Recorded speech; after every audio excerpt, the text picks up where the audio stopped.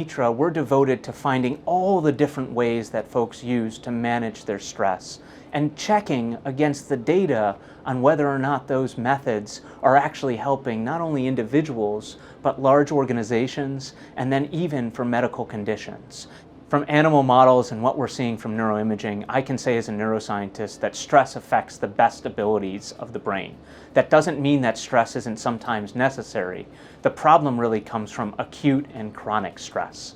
Sometimes stress may be important. You have to get this work done by this deadline.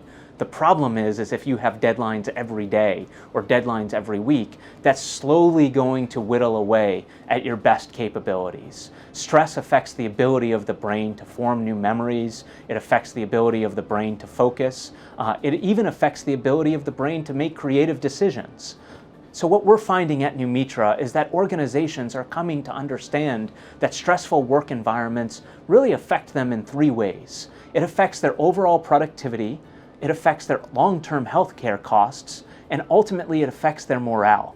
And so stressful organizations are coming to us, and we're working directly with them to help them understand how stress affects not just the whole organization, but different parts in the organization, or one type of role in the organization versus another type of role in the organization. Knowledge workers are especially prone to the effects of stress. Knowledge workers are expected to sit at a desk, or in some cases stand at a desk today, and use the best capabilities of their brains to do their best work every day, day in and day out. The problem is that stress really does affect them not only every day, but it affects them in the long term. And if they're also not getting a good night of sleep, or if they're not exercising, stress will continue to have this pernicious effect that becomes very, very challenging to understand if you're not measuring it to then manage it, not just for individuals, but for whole organizations.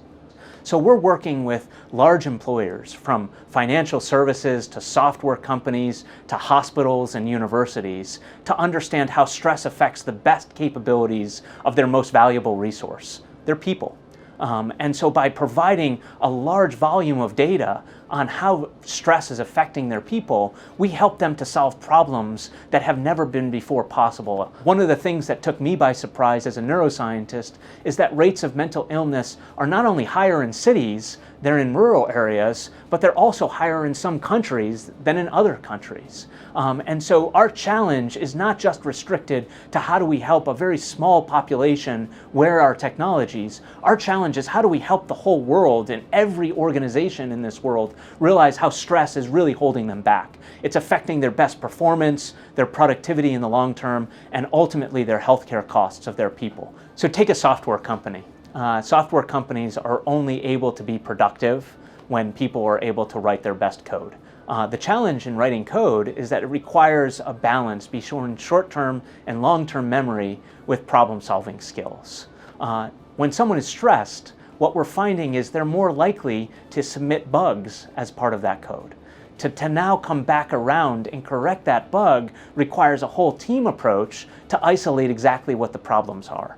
So if we're seeing an increase in the number of bugs in software companies, this is really a cost driver that's affecting their overall productivity and performance in the long term, most especially around deadlines and around big projects. By understanding stress, we can help software companies minimize the number of bugs that are winding up in the software that they're producing.